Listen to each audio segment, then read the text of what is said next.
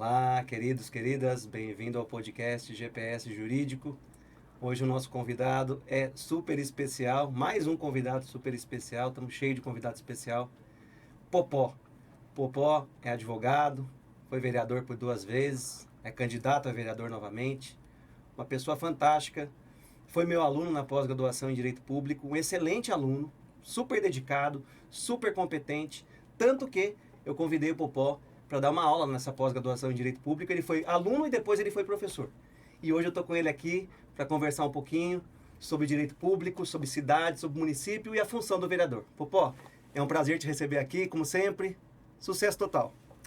Professor César, a todos os ouvintes, eu agradeço de coração estar aqui, uma oportunidade para abordar esse assunto, né? Um assunto de tamanha relevância, que é a função aí do vereador, toda essa parte legislativa, e parabenizar pelo GPS Jurídico que você tem desenvolvido, um podcast aí que já começou legal, já começou fazendo sucesso, e é que nem foguete, não dá ré, daqui para frente é uma coisa muito produtiva, e vocês que têm a oportunidade de assistir, é um aprendizado muito grande, ainda mais com uma sumidade aqui do direito público, do direito constitucional, do direito administrativo. Eu, enquanto aluno, falo com muito orgulho e me sinto muito honrado, viu, professor César, de ter sido seu aluno e ter absorvido aí o seu conhecimento. Isso tem sido de grande valia na minha atuação, seja política, mas também jurídica como advogado.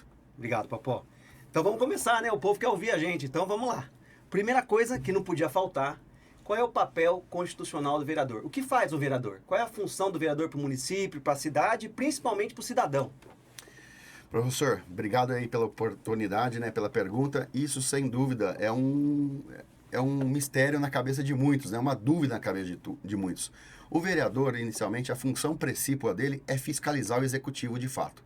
Ele precisa saber se aquele dinheiro público que o cidadão pagador de impostos ele está sendo bem aplicado. E acho que o vereador, nesse ponto, ele tem a obrigação de saber se dentro do orçamento proposto, que é através da LDO, que é a Lei de Diretriz Orçamentária, junto com a LOA, que é a Lei Orçamentária Anual, que é aprovada todo ano na Câmara Municipal, se esse dinheiro que foi determinado por essa lei, ela está sendo cumprida à risca. Se há também suspeitas de fraude ou se os contratos com empresas terceirizadas eles estão sendo bem aplicados, se eles estão sendo bem feitos e correspondidos pela essa empresa, se está sendo feito uma situação de fato, as cláusulas que é imposta nesse contrato estão sendo obedecidas e se estão esses serviços prestados a contento. Então, o vereador nessa função principal. E a outra, logicamente, que é legislar. E ele legisla em cima da competência municipal, sempre respeitando como forma basilar aí a Constituição Federal e a Constituição Estadual, porque também não pode também extrapolar a competência. E dentro dessas leis que o vereador acaba colocando, promovendo, tem as leis que é de iniciativa exclusiva do executivo, e que essa lei, quando um vereador acaba fazendo uma lei, ela nasce morta, ela acaba tendo o vício de competência, sendo diagnosticado que isso aí era de exclusiva competência e iniciativa do prefeito e não do vereador. Mas e outras coisas que é o vereador também fazer a ponte do bem. O que é? É receber a demanda dos munícipes, escutar aí os cidadãos, justamente para levar isso a conhecimento do poder público, do prefeito, buscar também que seja o direito do cidadão seja prevalecido, seja atendido. Isso tudo é uma função do vereador e, logicamente, sempre defender os interesses do município e para fazer com que o município seja pujante e o município possa prosperar. Perfeito. Então quer dizer que o vereador, na sua função principal de fiscalizar, ele cuida do dinheiro do contribuinte, do cidadão, do munícipe, que pagou lá o IPTU, que pagou lá o ITBI, que pagou o ISS e quer ver seu dinheiro bem investido. O prefeito, de posse do dinheiro, tem que gerenciar isso e controlar a política pública e o vereador vai lá e fiscaliza esse controle dos gastos do prefeito, é isso? Isso mesmo, professor. Acho que Para o pessoal entender aí. o próprio nome diz, né? Você contribuinte que paga seus impostos e tudo hoje é imposto.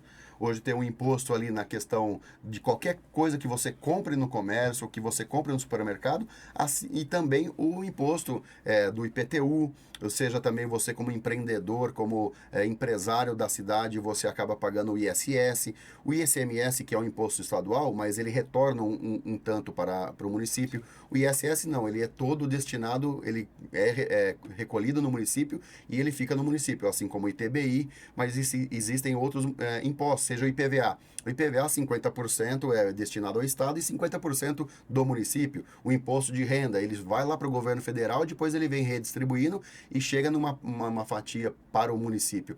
Então, todo esse dinheiro, que é o dinheiro público, que é movido aí pelo empreendedorismo, pela riqueza gerada por cada cidadão, por cada trabalhador, ele é colocado lá nos cofres da prefeitura. E se o gestor público, o prefeito, não tiver aí uma responsabilidade de gasto, uma responsabilidade de gestão, para que se faça o dinheiro ser bem aí aplicado, e o vereador tem que estar aí no calcanhar do prefeito, acompanhando cada centavo, para que, de fato, o serviço seja prestado. Eu digo, professor, que o município é uma grande empresa, mas é uma empresa filantrópica, porque ela arrecada, e ao mesmo tempo que ela arrecada, ela não tem que guardar riqueza, pelo contrário, ela tem que reinvestir isso para o cidadão, em forma do quê? De boa prestação de serviço, seja na área da saúde, da educação, na assistência, enfim, na mobilidade urbana, em todas as áreas, esse dinheiro público tem que ser bem aplicado para devolver esse serviço bem prestado para o cidadão, que tem que ter essa sensação ou mesmo ter essa realidade de que o dinheiro que ele recolhe de imposto está sendo bem cuidado e bem reinvestido na cidade. Perfeito. Então, para quem é leigo, não conhece muito, como a gente que é advogado, a pessoa confia na gente por uma causa, dá uma procuração para a gente e a gente vai atuar representando essa pessoa num processo. A gente advogado sabe disso. Agora, o vereador, ele também recebe uma procuração, mas dos eleitores nas urnas. Quando o eleitor vota nele, ele está dando uma procuração para o vereador representá-lo durante um mandato. É isso mesmo, Popó? Com certeza. O vereador, ele é o representante. São alguns vereadores, né? O parlamento, ele tem essa função de representatividade dos anseios e da necessidade de uma população. E, logicamente, quem te elege é um grupo de eleitores que aposta na sua representatividade. Mas a partir do momento que você é eleito, que você entra numa Câmara Municipal, você não é vereador só exclusivo daquele grupo que te elegeu, daqueles seus eleitores. Você é um vereador da coletividade, de uma cidade toda. Então, o vereador ele tem que estar atento a todas as demandas, a todas as áreas que envolvem o município. Então, lhe é otorgado essa representatividade e você tem que ter a responsabilidade de corresponder à altura e estabelecendo justamente essas pontes do bem, fazendo com que os direitos do cidadão sejam prevalecidos e que o poder público possa aí trabalhar de forma eficiente, levando-se em consideração, né, a nossa regrinha da LIMP, legalidade, impessoalidade, moralidade, publicidade e eficiência, que são os princípios basilares que norteiam uma administração pública. E o vereador tem que ter isso dentro de si e saber que é uma forma de abnegação trabalhar e que é servir o público de fato. Perfeito. Popó, o vereador, para se eleger, ele tem que morar no lugar em que ele vai se candidatar. Então, o vereador de Valinhos tem que morar, pelo menos, em Valinhos. O vereador de Campinas tem que morar em Campinas. Além disso, tem que estar filiado a partido político. Não existe vereador se elegendo sozinho. Tem países no mundo que isso acontece, chama candidatura avulsa. A STF já julgou bastante coisa sobre isso. E idade? Tem idade para ser vereador? Como é que é isso? Professor, tomar um café, que esse café tá gostoso, viu? Seguinte, boa pergunta. O vereador ele precisa ter a idade mínima de 18 anos, isso aí está lá na Constituição Federal, assim como para deputado estadual precisa também ter 21 anos, para senador você tem que ter lá acima de 35 anos, então, mas o vereador em específico precisa ter os seus 18 anos. Tem a exigência realmente de estar filiado a algum partido político.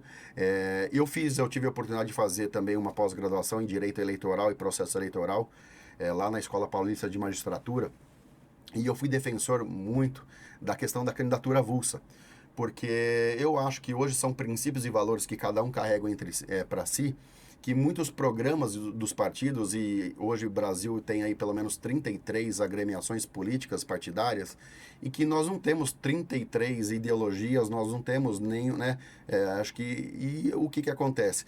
E eu vejo que muitos acabam não aceitando ou não se identificando com, às vezes, um programa ideológico no todo, em 100% de um partido. Mas em se tratando de vereador que tem essa ligação direta com o munícipe, direta com o cidadão, muito embora as pessoas votam na pessoa, não no partido. E acho que votam na pessoa justamente por se identificar com as bandeiras que essa pessoa acaba levantando, com a forma de trabalhar, com o compromisso, com esses princípios e valores. Então, como há uma aproximação muito grande, as pessoas acabam nem pensando no partido. Mas, por um outro lado, as pessoas enxergam no dia a dia da política, alguns partidos tendo escândalos de corrupção, algumas pessoas ali não fazendo um trabalho de ordem republicana. E isso acaba, depois o vereador aqui na cidade falando assim, poxa, mas você é de partido tal, que o presidente nacional do seu partido fez isso. E muito embora o vereador nem apertou a mão desse presidente nacional, e ele acaba levando isso como culpa, né, ou levando a negatividade. Então, eu trabalhei muito isso, até meu professor foi Dr. Paulo Galizia, que já era vice-presidente do Tribunal Regional Eleitoral, depois ele foi o presidente do Tribunal Regional Eleitoral, foi o meu orientador de TCC, e eu debati muito isso com ele, e ele falou, o Brasil ainda não está pronto para ter essas candidaturas avulsas por toda a estrutura, né, por toda a sistemática adotada, que eu concordo, mas eu acredito que num processo de evolução nós teremos que começar a levar isso. Porque a pessoa, ele não mora na União, ele não mora no Estado, mas ele mora em uma cidade. Seja ele deputado estadual, federal, governador, presidente, o vereador, qualquer coisa nesse sentido, ele mora na cidade. E em se tratando de vereador, é obrigatório o vereador morar na cidade. Um vereador que mora vamos supor, é vereador eleito na cidade de Valinhos, ele não pode jamais morar em Campinas ou qualquer outra cidade. Se ele fizer isso, ele perde o mandato, e seria uma das possibilidades de cassação mesmo do mandato. E na época de registro de candidatura, ele nem poderia registrar a candidatura se ele não comprovar a residência fixa naquele município que ele está saindo como candidato. Perfeito. Estou vendo que as explicações do Popó são excelentes aí para elucidar aquela pessoa leiga, ou até aquela que conhece um pouco, mas não sabe os detalhes, os meandros da política. É por aí. Também concordo com você, Popó, em relação à candidatura avulsa. Eu penso que o Brasil, quando ficar mais maduro, vai caminhar para isso. A tendência é caminhar para isso. E vai ser muito bom. Vamos trabalhar para isso. Acho que enquanto mais pessoas do meio jurídico também abraçar essa causa, fazer, né, com que o próprio nosso sistema judiciário eleitoral, que é outra coisa que eu vejo, professor, é uma situação que hoje os juízes locais, né, os juízes eleitorais, muito embora eles são designados a estar na Justiça Eleitoral. Nós temos a Justiça Eleitoral a título estadual, que é o TRE, e temos ali também a nacional, que é o TSE. Mas nos municípios nós não temos uma jurisdição própria do eleitoral. Esse juiz, ele vem sendo às vezes um juiz de uma comarca de direito civil, de família, ou de um criminal penal, e ele, muito embora ele não tenha um conteúdo específico da matéria eleitoral. E hoje o nosso sistema eleitoral, ele caminhou muito para uma judicialização. Existem já leis próprias que norteiam aí a situação eleitoral, e o juiz às vezes não tem esse conteúdo certo. Então algumas decisões acabam sendo contrárias ao que está expressamente na lei, ou às vezes algumas divergências, obscuridades, contradições, que às vezes é um processo desnecessário para você subir por um recurso, né, para um TRE, que você poderia, se tivesse uma especialidade de um juiz só eleitoral, ele poderia estar terminando ali no município e não dar uma situação de levar isso mais à frente. Isso gera um estresse desnecessário para quem é candidato, para os partidos, e um volume às vezes imenso também para um TRE que não precisaria estar discutindo algumas matérias que poderiam resolver diretamente ali no município. É isso aí, concordo com você. Outra coisa, Popó, você que já foi vereador 2 vezes, muito bom vereador, tem uma experiência vasta no município. Pode se reeleger o vereador? Quantas vezes? Porque a gente vê às vezes o presidente falando, só posso me reeleger mais uma vez. O prefeito, só posso me reeleger mais uma vez. O povo não entende muito bem isso. Quem pode se reeleger, quem não pode se reeleger, qual é o limite de reeleições e o que você pensa disso? Legal, olha, pergunta interessante. O vereador, os candidatos, né, os políticos ligados ao poder legislativo, eles não têm um número de reeleição. Podem se candidatar quantas vezes assim eu quiser. E quem vai ser o crivo maior vai ser a população. E eu digo sempre que o melhor remédio para político ruim é urna. Então, como nós vivemos aí num sistema de que a cada 4 anos existem eleições, então é uma oportunidade das pessoas sempre acompanharem se aquele seu representante popular está desenvolvendo um trabalho legal, se está se fazendo um trabalho aí visando o município, né, ou aquilo que ele se propôs a fazer de fato. O que se tem impedimento é quando se fala em executivo, seja lá para o prefeito, para o governador ou para o presidente da República, aí sim tem aí a questão de um mandato com uma reeleição, não podendo ter mais uma sequência, a não ser que essa pessoa depois fique mais um mandato fora e volte a se candidatar. Mas enquanto o legislativo, eu vejo de ordem saudável uma situação de reeleição contínua. Por quê? Porque são muitas vagas, né? Que nem aqui, lá em Valinhos, é uma situação de 19 cadeiras agora na próxima legislatura. Então, são 19 representantes que as pessoas vão ter oportunidade de sempre estar escolhendo. Se aquele que desempenha um bom trabalho, ele continua. Senão, acaba mudando, né? E fazendo um rodízio, uma reoxigenação ali dos mandatos, né? De ocupar essas cadeiras.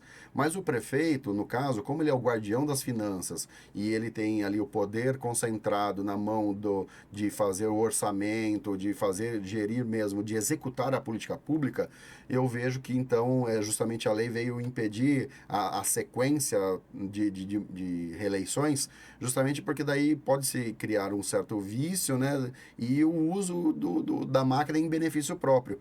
Que ainda eu falo que, dentro de uma concepção, para o cargo de executivo, a minha proposta seria acabar com a reeleição.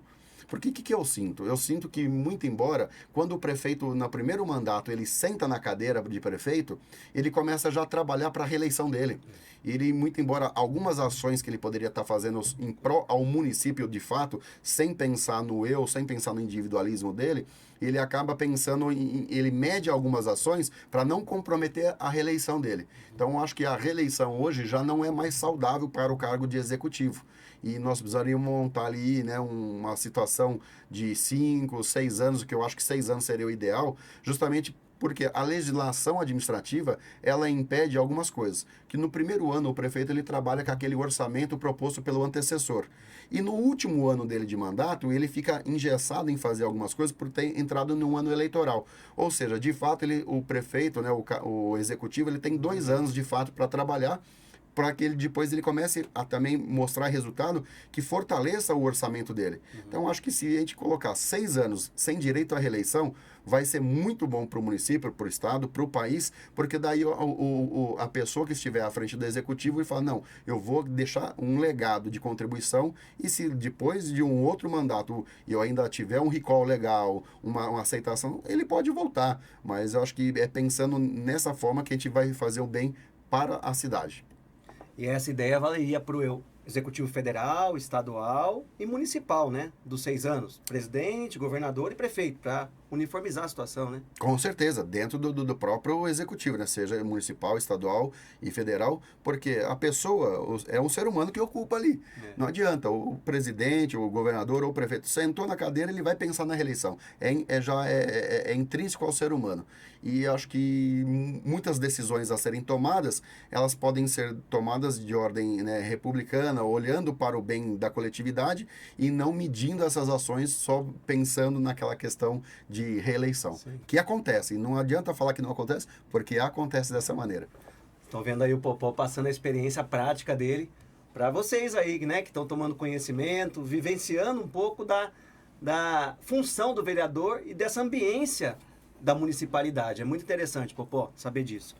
Uma outra questão legal, que a galera às vezes pergunta, e eu vejo que na internet tem bastante dúvida, é se o vereador fica submetido às ordens do deputado estadual, do deputado federal, do governador. Quem manda no vereador? O prefeito manda? Alguém manda no vereador? Como é que é isso? Professor, o vereador que se preze, o vereador que se predispõe a servir ao público, ele não obedece e não se curva a mandamentos do deputado estadual, federal, governador ou prefeito. Ele tem a sua independência de função, ele tem que ter a sua autonomia. Logicamente, tem algumas dentro do partido, seja o seu estatuto, algumas coisas que você acaba respeitando, mas não obedecendo, é diferente. Mas quem manda no vereador, primeiro, é a população. E segundo, é a sua índole e o caráter. É justamente esse sentimento que tem que nortear o trabalho do vereador. E o vereador que é sério, ele não se curva a esses interesses de prefeito, pelo contrário. Porque quando a gente fala de prefeito, ele está lá no cargo executivo, lá no poder executivo. E o vereador aqui no poder legislativo. E como a gente sabe que na Constituição diz que os poderes são independentes, mas harmônicos entre si, é justamente essa independência do executivo para que a gente possa sempre fazer com que o direito e o interesse do cidadão, da coletividade, seja correspondido, seja atendido pelo vereador, mesmo quando o prefeito assim não quer, que esse é o contraponto, que daí é o sistema de freios e contrapesos, que é para isso que existe o parlamento.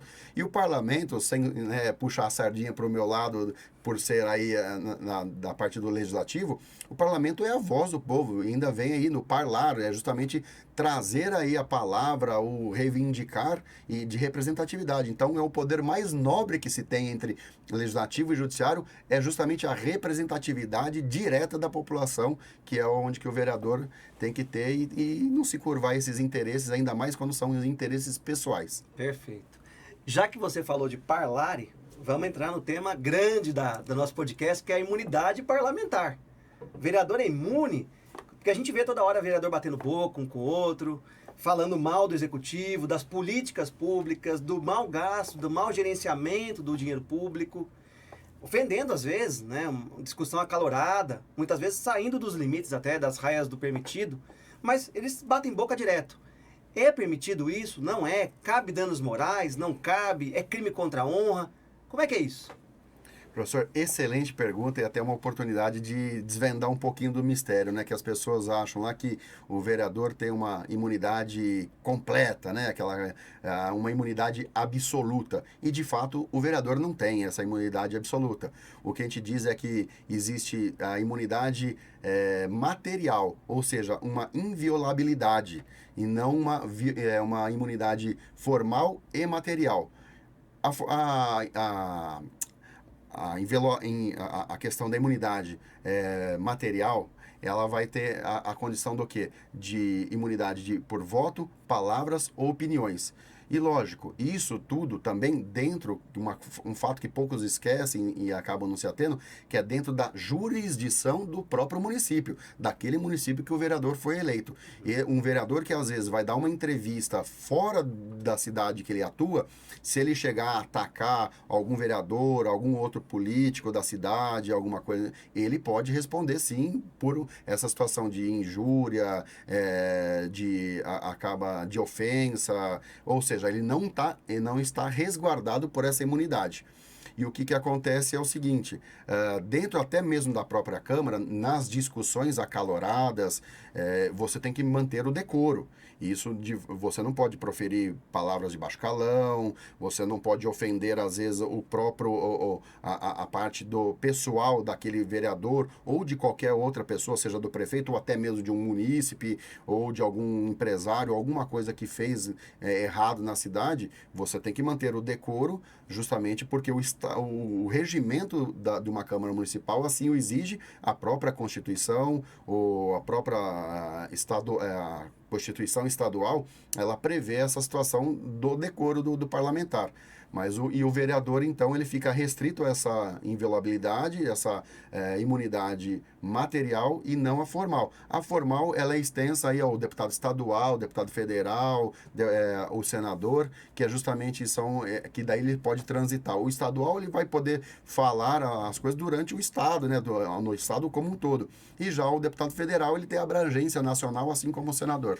Então, essa é uma grande diferença entre o vereador da imunidade material e da imunidade formal dos deputados e senadores. Agora eu fiquei curioso. Você já presenciou alguma algum bate-boca desses lá pro pessoal? O pessoal gosta de fofoca, né? Ah, não. Isso acho que para quem acompanha, né? Até peço para que as pessoas que estão nos ouvindo, nos assistindo, que acompanhem o seu vereador, que acompanhem. Hoje em dia ficou muito fácil, está na palma da nossa mão aí uma situação que é transmitida às sessões, seja por uma TV Câmara, seja pelo próprio YouTube, Facebook, Instagram. A maioria das câmaras municipais hoje transmitem as sessões. E ali você consegue mensurar o trabalho de cada vereador, consegue estabelecer os pré-requisitos que esse representante tem que ter para lhe representar e ver se ele está fazendo um trabalho a contento. E lógico que dentro dos debates, que ali na Câmara sempre se divide como situação e oposição. E até mesmo, parafraseando lá Nelson Mandela, fala que toda unanimidade ela é burra. Então é por isso que tem que ter esse contraponto de oposição e situação. Mas lógico, uma oposição responsável, como também uma situação muito responsável e não aloprada, que é se curvar a todos os interesses do prefeito ou, né, dizer amém a tudo. Sempre tem que ter esse contraponto de discussão. E aí a gente vê que algumas pessoas, alguns vereadores, que acabam perdendo a estribeira, né, quando lhe falta argumentos de conhecimento técnico-jurídico ou de conhecimento administrativo, político ali de fato, acaba partindo por uma agressão pessoal, levando por um outro lado que é nada saudável e que daí, por isso mesmo, o próprio regimento da Câmara ele prevê uma sanção nessa situação, seja de uma advertência e até mesmo se for entendido por uma deliberação do próprio plenário de uma situação muito grave, o próprio plenário com os demais vereadores, ele pode cassar o mandato desse vereador, se estiver se exacerbando, aí, se excedendo na situação de ofensas e tudo mais. Perfeito. Em geral, pelo que a gente vê, né, Popó, os trabalhos são bem sérios, feitos pelo Legislativo Federal, Estadual e Municipal, e casos excepcionais que a gente vê esses bate-boca, falta de respeito, mas são exceções, né? Para o povo não achar que isso é a regra no Legislativo, são exceções, os legisladores são bem respeitosos, são técnicos, fazem um trabalho bem feito, e aí em alguns casos surge esse embate aí que vai para a mídia e a galera fica feliz, né? Que é o que o pessoal quer saber. Que esse é o grande medo nosso, né? De as pessoas acharem que está todo mundo no mesmo saco, né? Na mesma vala. E acho que é justamente isso que a gente espera da população, que crie esses pré-requisitos para eleger o seu representante, para que os debates dentro de uma Câmara Municipal, eles sejam aí maduros, eles tenham aí uma condição boa de discussão, sem entrar na ofensa pessoal, mas que se discuta as propostas. Eu tenho uma frase que eu digo sempre na Câmara Municipal, professor, que quem briga são as ideias, não são as pessoas. Então ali, para que você tenha um debate legal, que tenha um debate à altura que a população merece, as pessoas têm que estar preparadas, com conhecimento do ordenamento jurídico, da atuação do vereador, com boas propostas, com boas intenções e defendendo causas da coletividade e não do próprio umbigo, do interesse próprio. A gente não pode fazer de um mandato um balcão de negócio que muitos acabam às vezes partindo para fazer. Essa está a diferença da política com P maiúsculo e da política com P minúsculo. Porque a política com P maiúsculo ela é boa, ela é feita, a política, na sua essência, ela é boa. Ela é um instrumento de normatização, de transformação do meio ambiente, do meio que a gente vive, da nossa sociedade e tudo mais. Mas quando a política com P minúsculo é feita por pessoas que faz a política do eu e não a política do nós, ela acaba sendo uma política maléfica para a cidade. Então ela cria aí fissuras e traumas que aí a pessoa não representa uma coletividade, os interesses não trabalha para o bem comum, e sim para o seu próprio bem.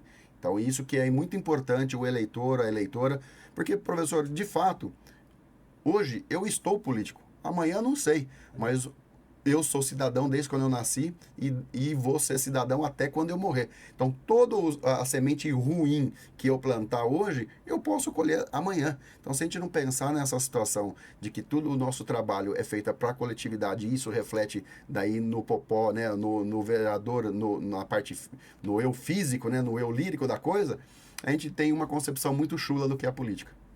Eu gostei muito dessa frase sua, política do eu e política do nós. Porque no direito público a gente chama de princípio da impessoalidade. Como conciliar, isso é importantíssimo, como conciliar no poder público, diferenciando o interesse público do interesse privado num cargo, por exemplo, político de vereador? Essa é a pergunta do milhão. Porque muitas pessoas acabam, né, não tendo essa concepção. A primeira, ninguém força a você ser um candidato ou a atuar numa política e ser um representante. Se você se predispõe a ser um candidato ou estar atuando dentro da política, seja, né, como representante no legislativo, no executivo, enfim, você tem que ter o espírito estadista, o espírito de servir ao público, de abrir mão em muitas situações dos seus interesses em detrimento à coletividade. E esse sentimento de estadista, esse sentimento republicano que tem que nortear a pessoa que se predispõe a estar ocupando algum cargo eletivo. E isso, acho que o maior peneira para isso é a população vendo a atuação de fato desse representante.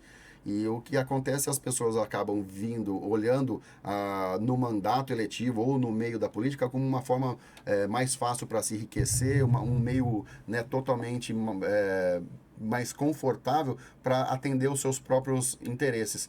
E é para isso que a gente precisa, a cada 4 anos, estar avaliando as ações, as atitudes, justamente a postura de cada um, para que a gente possa falar, olha, esse aí só pensou nele, esse estabeleceu a política do eu, e não estabeleceu a política do nós, que é justamente essa que é a boa política, em busca do bem comum e a política da coletividade. Perfeito, Popó. Pelo que eu te conheço, uma pessoa comprometida, dedicada, estudiosa, seu futuro é brilhante ainda, mas se eu fosse um cidadão valiense, votei em você, você é vereador, como eu me comunico com você?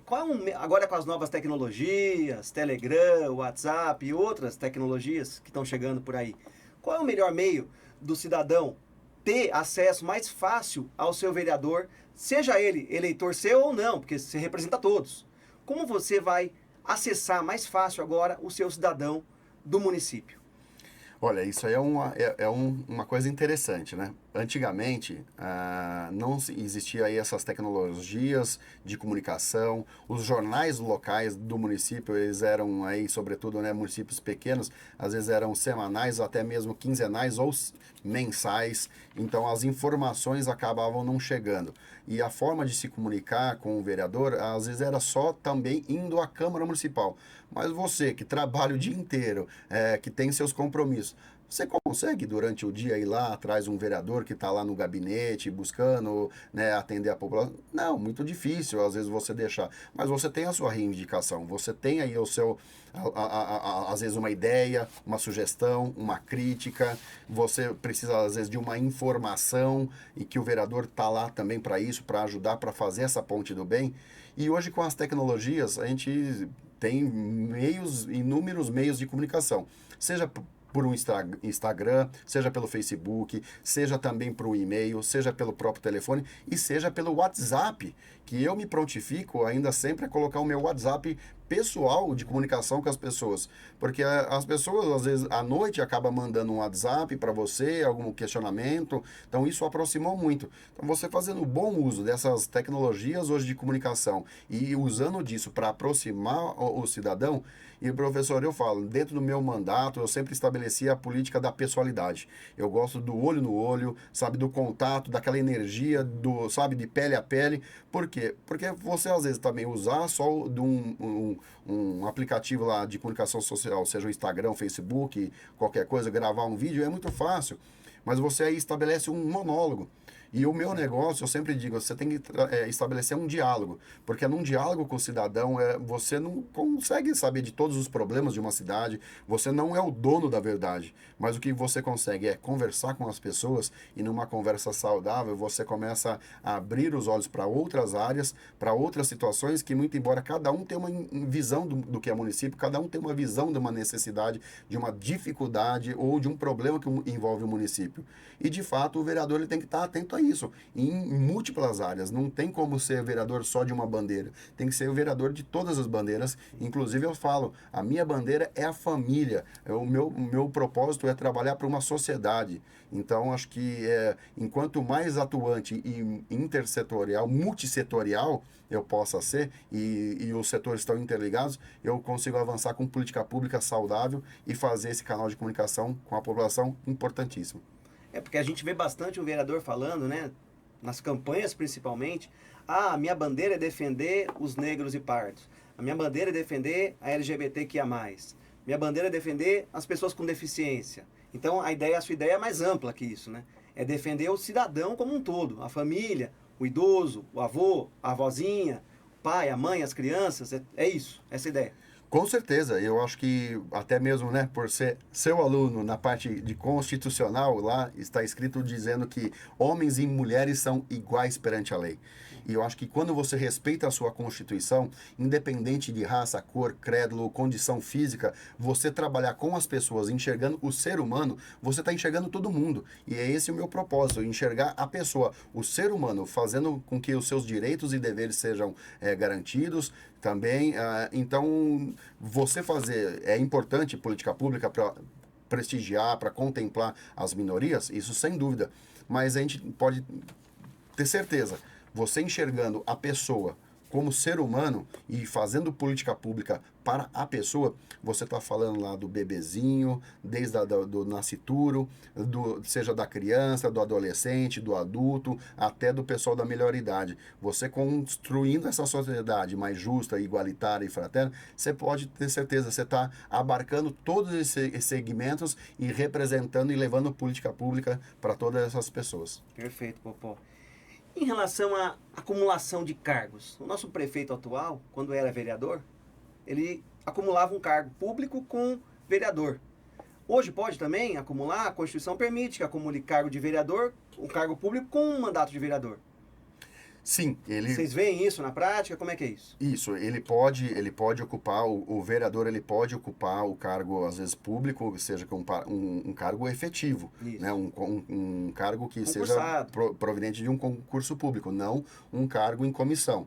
Mas tem um detalhezinho muito importante. Para que ele desempenhe, então, o cargo de vereador junto com o cargo aí de concurso, e precisa ter necessariamente a compatibilidade de horário. Se tiver um conflito de horário, um exemplo, uma pessoa que lá que faz desempenha um cargo público no período noturno, e ele só tem a possibilidade de trabalhar no período noturno, e as sessões de uma Câmara Municipal se dá à noite, no período noturno, há um choque, há um conflito, não há uma compatibilidade de horário, então ele não pode acumular esse cargo. Agora, se ele trabalha num determinado horário que não conflita principalmente com as sessões que são aí as sessões da Câmara, que são a presença obrigatória do vereador e tudo mais, aí ele pode conciliar, sendo ele de um concurso federal, seja estadual e até mesmo municipal. E do municipal, existe aí um entendimento também que ele tem que optar por um subsídio ou pelo salário dele, qual é o provento maior.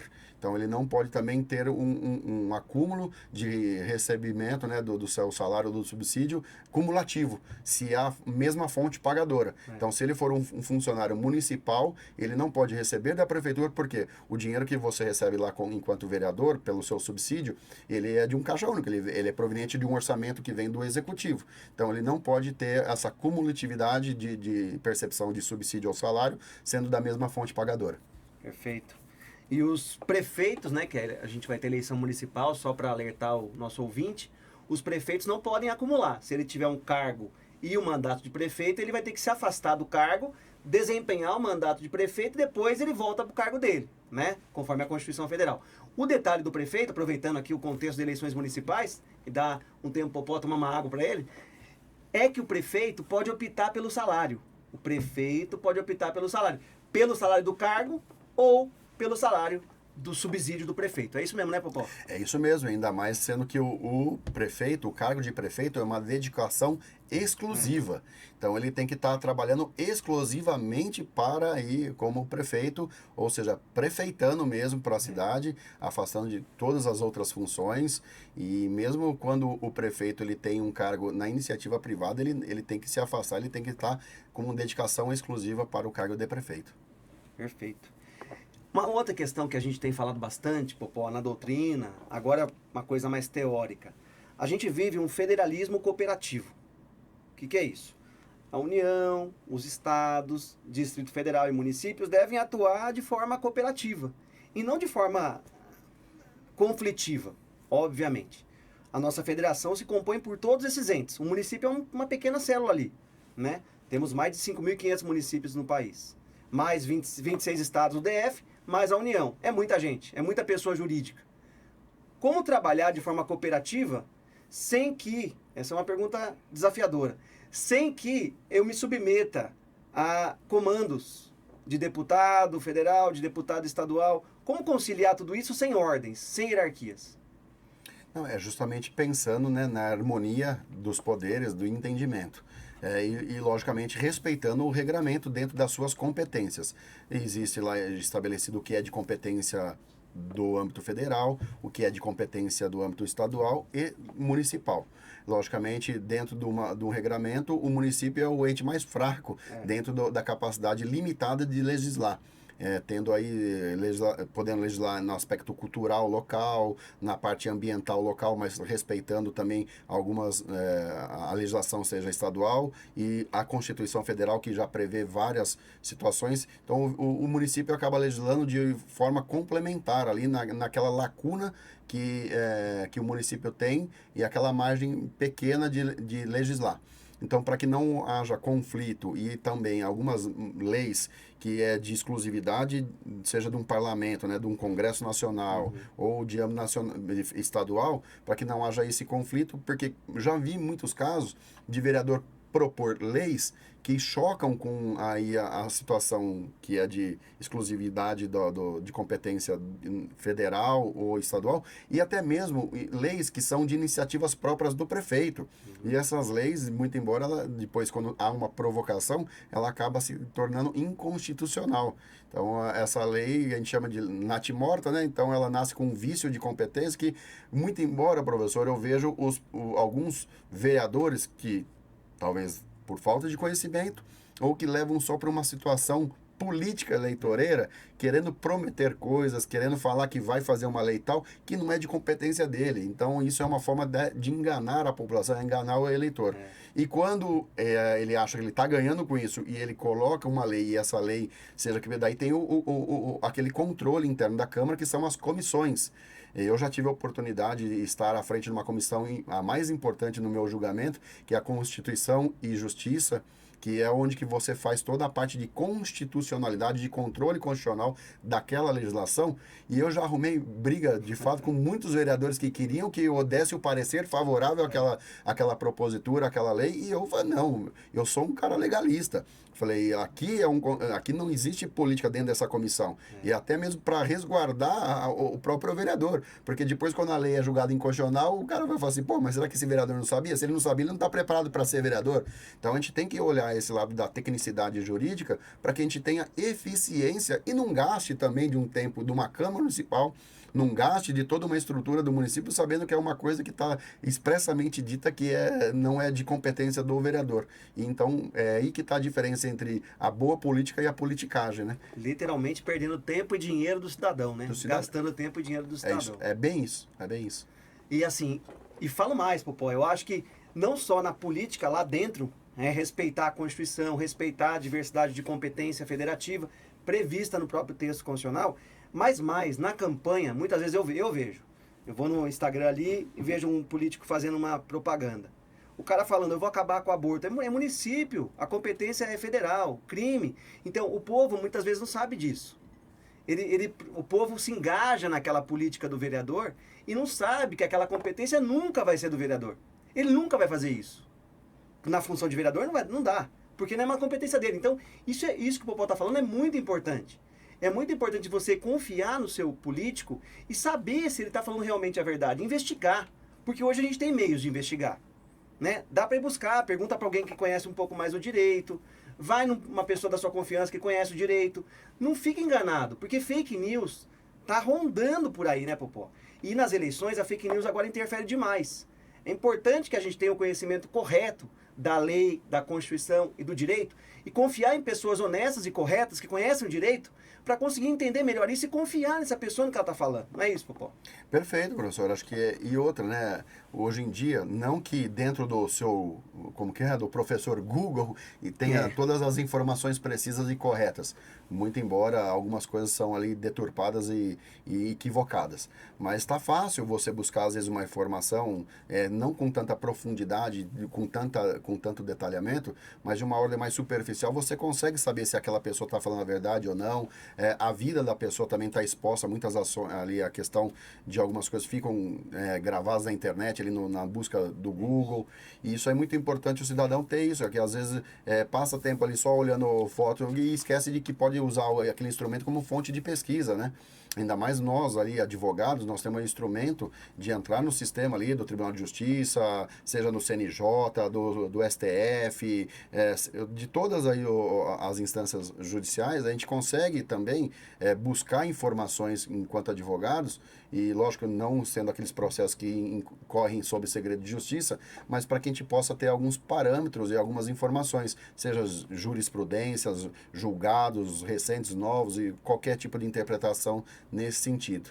E aí que diferencia, que é o que eu espero que as pessoas acabam tendo como maneira de pautar, de nortear a hora de escolher um candidato.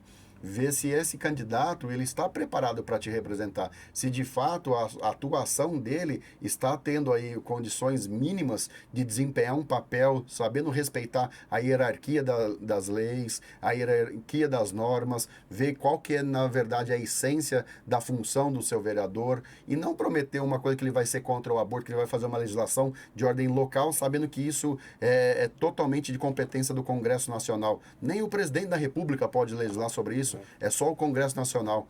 E acho que dentro desse contexto, o vereador ele pode sim trabalhar numa situação contra o aborto, mas o quê? Ir à tribuna, falar que ele é contra o aborto, que ele tem o posicionamento contra o aborto, que ele vai cobrar o deputado federal que veio lá no município pedir voto, que ele vai mandar lá o seu ofício, que vai mandar uma moção de repúdio ou de apoio para o seu deputado federal. Então, acho que é esse que é a ponte que o vereador pode estabelecer, de aproximação do próprio município com aquele representante que está lá, que veio buscar voto na época do período eleitoral no município, como deputado federal, e ele levar essa demanda, esse anseio daquela localidade. Isso ele pode. Agora, legislar em algumas temáticas, isso aí é só para enganar o leigo ou para fazer uma política muito chula, rasteira, de ludibriar a população. Perfeito. Estão vendo aí as explicações do Popó? É assim que a gente começa a acreditar, a confiar em alguém que tem conhecimento e competência. Popó, é interessante a questão aqui das leis federais, leis estaduais, leis municipais. O cidadão que está ouvindo a gente tem que entender, então, que as leis podem vir do Congresso Nacional, são chamadas federais, da Assembleia Legislativa, ou a Câmara do DF, distritais ou estaduais, e do município, leis municipais. Dentre elas, uma que a gente tem estudado bastante aqui e tem tido cada vez mais importância, o município não tem muito interesse local, como você disse, é isso aí. O plano diretor. Como é que é a sua experiência com o plano diretor? Como que é? O povo tem ouvido falar bastante disso, mas não entende muito como funciona isso. Você pode dar uma explicação sobre a experiência sua sobre isso? Como que Lógico. funciona? Não, isso é um tema interessantíssimo, né? O plano diretor está previsto lá no Estatuto das Cidades, né? Se não me falha a memória, é 12.257, que é a Sim. lei do Estatuto dos Municípios. O plano diretor ele tem que ser revisto a cada 10 anos, né? De acordo com o tamanho ali do município, que no caso também Valinhos são a cada 10 anos. E o plano diretor ele norteia todo um sistema de desenvolvimento e de crescimento ordenado do município, regularizando o uso e a ocupação do solo, dando as diretrizes daquilo onde que você pode pôr indústrias, comércio, construção de prédios residenciais, casas, loteamento, preservação de mananciais. Tudo isso é previsto num plano diretor. Então você tem que ter muita seriedade na hora de conduzir as audiências públicas, a participação popular é muito importante num processo de plano diretor, porque é onde que você consegue enxergar quais são os anseios, as demandas da população, para que você possa compilar isso em normatização, em legislação própria então do plano diretor, e você consiga aí planejar pelo menos para 10 anos o município, se não até mais, porque numa revisão do plano diretor, que é de ordem decenal, ou seja, a cada 10 anos, e você possa dar continuidade sempre prevendo esse crescimento ordenado do município e preservando aí o interesse da coletividade. Agora, o que a gente vê muito embora é alguns prevendo uma situação de plano diretor para defender interesse próprio de algum segmento, de alguns empresários que às vezes têm interesses. Então, isso tudo acho que vai daí na contramão de uma situação mesmo de ordem coletiva. Mas o plano diretor tem que ter a participação popular efetiva, seja da sociedade civil organizada, seja da própria população individual, seja de várias entidades que militam em algum segmento, seja segmento de saúde, de educação, do meio ambiente, sobretudo. Então, acho que esse contato, essa aproximação e essa participação é o que faz o plano diretor ele ser mais justo, ele ser mais viável e ele vir ao encontro realmente da necessidade da coletividade e não de grupos pequenos ou de grupos que possam querer viabilizar o interesse próprio. Perfeito. Uma lei super importante, então, né, no âmbito municipal ali, contato com o cidadão, com o eleitor, né, para o vereador ter esse approach aí do... Sem dúvida, e é o que vai determinar aí, pelo menos ao longo de 10 anos, a saúde do município, de fato, né? O bom desenvolvimento, porque eu falo, o crescimento do município, ele é inevitável em todos os aspectos. Mas se você não tiver uma normatização, deixando muito claro isso, e você fazer uma coisa consistente, pensando na vocação daquele município, pensando ali naquela localidade, fazendo o contraponto, estabelecendo isso de ordem técnica, o município ele vai crescer, independente de qualquer coisa, que é a chamada da mão invisível, as coisas vão se acomodando por si só. Mas essas questões, elas têm que ser acomodadas de ordem prática, justamente para que não crie um crescimento desordenado que vai trazer aí problema na parte da água, no abastecimento de água, na parte de tratamento de esgoto, na parte de creche, na parte de saúde. Se você não prevê algumas normas que contêm até o crescimento desenfreado daquele município, você vai ter problemas sérios e que depois isso acabam sendo problemas insanáveis e que aí a coisa degringola e a cidade fica aí, de fato, devastada, vamos supor. Perfeito. Esse assunto que a gente está falando, né, Popó, é super importante, porque a questão do município e da aproximação com o cidadão, como você disse, o deputado mora no município, o presidente mora no município. Ninguém vive assim, aleatoriamente na União, né? E isso é importante, porque os grandes políticos, inclusive, saíram dos municípios, né? Tancredo Neves, Jânio Quadros, foram vereadores, prefeitos no município. Então, dali que surgem grandes estadistas, né, como você disse. Interessante isso. A outra questão, que é uma questão geral, o povo tem muita curiosidade por isso, as CPIs. Muito se fala em CPI, durante muito tempo tem se falado, elas assumiram um contorno de fortalecimento do legislativo, da função legislativa, que vai de acordo com aquela função fiscalizatória que a gente começou conversando. Como é que funciona uma CPI do município? Você teve experiência em passar por isso, em vivenciar? Contar para o nosso ouvinte aí como que é, qual a importância dela. A CPI, né, que é uma coisa que rotineiramente está aí nas televisões, que sempre o Congresso acaba instalando, mas também isso é um ato próprio do Legislativo, sendo então a Comissão Parlamentar de Inquérito, que é para investigar certas irregularidades que assim se apresentam, seja por denúncia, né, ou seja mesmo para o próprio vereador tendo conhecimento e acaba se convencendo de que tem que se aprofundar nessa investigação. Então, numa cidade, a CPI ela acaba tendo que ter o apoio de alguns vereadores, seja de metade mais um de uma Câmara. Na questão, às vezes, regimental, é assim, ela precisa de 1/3 de assinatura dos vereadores lá para instalar a CPI. Então, de acordo com o número de vereadores de uma Câmara Municipal, ele tem que ter, então, esse mínimo de 1/3. Em Valinhos, são 6 assinaturas para que você abra uma CPI. Só te interrompendo rapidamente aqui, para os meus alunos da OAB, eu costumo falar que para abrir CPI tem que rezar o terço, para nunca mais esquecer que é 1/3 o quórum de abertura. São essas pegadinhas aqui que é legal, é bacana, é verdade. E aí, nessa composição, logicamente, você tem que ter trabalhando um convencimento, né? A partir do momento que você quer abrir essa CPI, você tem que estar buscando apoio aos seus pares. E, de fato, a CPI, ela não pode ser uma CPI de politiqueira. Tem que ser algo muito sério, algo muito nobre. É um instrumento que o vereador tem de fiscalização, até mesmo, porque a CPI não é para punir prefeito, não é para punir alguma situação. Talvez, às vezes, até para inocentar, para não deixar margem de que aquele assunto que está em discussão, em investigação, ele seja um assunto que o prefeito ou algum outro ente tem, até o próprio vereador, porque a CPI pode abrir conta até mesmo para um colega de Câmara Municipal. Talvez isso venha até para inocentar, não só para incriminar.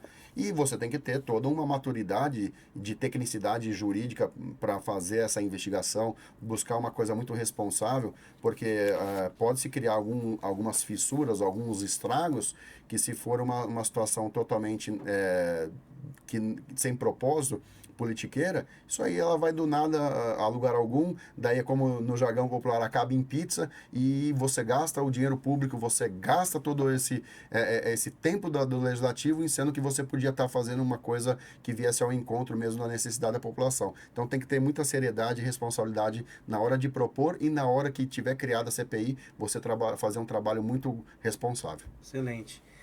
Trabalho responsável, um trabalho competente, né? Outra função, Popó, além da função legislativa, além da função fiscalizatória, que são da natureza, da essência do legislador, do vereador também, né? Do deputado, do vereador, do senador, temos a possibilidade do vereador, para vocês verem, né? Para o pessoal ver, né, Popó? Quanto importante é a função do vereador. Então, o voto é muito sério, né, Popó? Agora que a gente vai votar nas urnas, eleições municipais, é um ato de muita responsabilidade. O pessoal joga no lixo muitas vezes o voto. Não é para jogar. Tem que votar com seriedade. Porque o vereador pode ser responsável, inclusive, por votar o impeachment do prefeito, não é? Em Campinas a gente teve um histórico não tão distante da Câmara Municipal escolher substituto do prefeito e do vice-prefeito. Pode acontecer. Então isso é muito importante também, não é? Sem dúvida.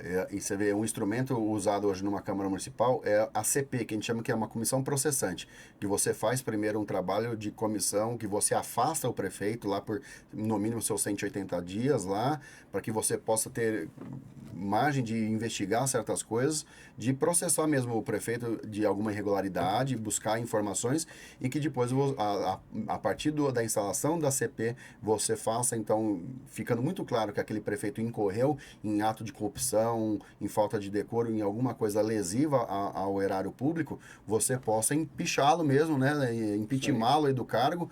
Então, acho que isso é um fator muito importante e que, lógico, não pode ser isso um mecanismo só de caças às bruxas por uma situação, às vezes, de ser contrariedade de ideologia política partidária, o cara, assim, nesse sentido. Mas você tem que ter a eficiência mesmo desse instrumento para diagnosticar o que foi maléfico, o que prejudicial à nossa cidade. E eu digo, professor, que remédio bom para político ruim é urna.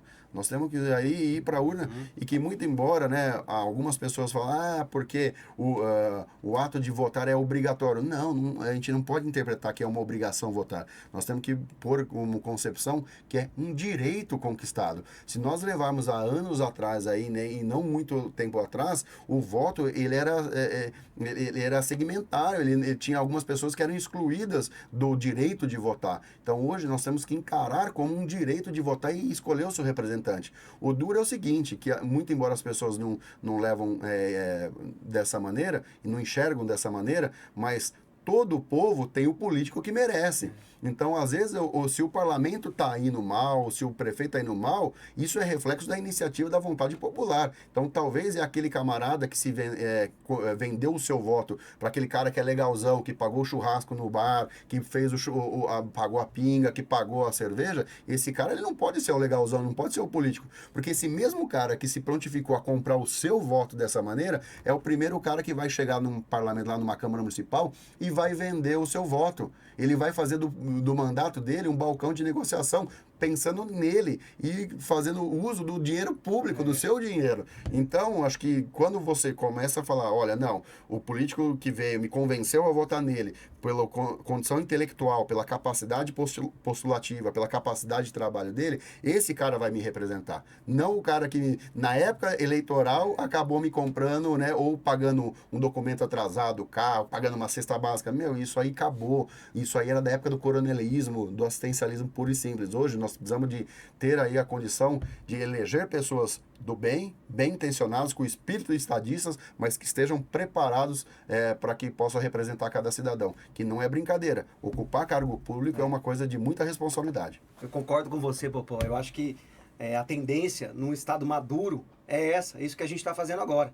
É o vereador vir, dar a cara a tapa, falar o que tem, falar o que precisa, expor a competência dele e não ficar comprando voto aqui e ali. Isso é um meio nefasto e ultrapassado de se vencer a eleição. Concordo plenamente com você. Popó, eu acho que falamos de muita coisa, o pessoal acho que vai se deliciar com esse podcast. Foi fantástico, aprendi muito com você, né? E as portas estão abertas sempre que você quiser conversar comigo, né? Foi um prazer te receber aqui. Você sabe quanto eu admiro o seu trabalho, né? Por isso que eu te chamei aqui. O único, nunca tive esse tipo de entrevista. Te chamei mesmo para falar da sua função, a importância disso. E desejo todo sucesso para você, que você vá cada vez mais longe, você merece. Você é um cara super competente. Prazer te receber. A palavra está com você. Poxa, professor, eu que agradeço, ainda mais vindo esses elogios de quem me formou, quem participou da minha formação aí de um processo de pós-graduado que eu fui, e até mesmo na época que eu estava aí em vias de tirar o AB, os seus conhecimentos, os seus ensinamentos para mim foram fundamentais.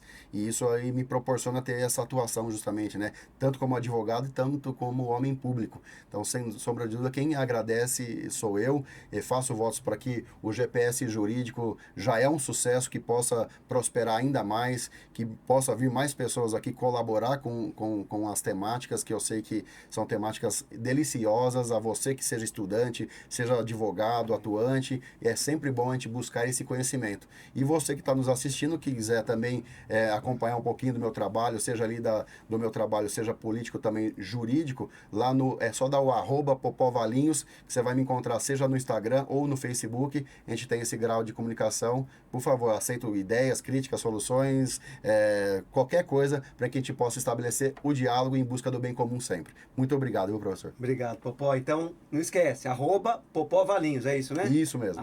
@popovalinhos. Pessoal, obrigado pela presença, por aguentar a gente e até a próxima. Um abraço a todos.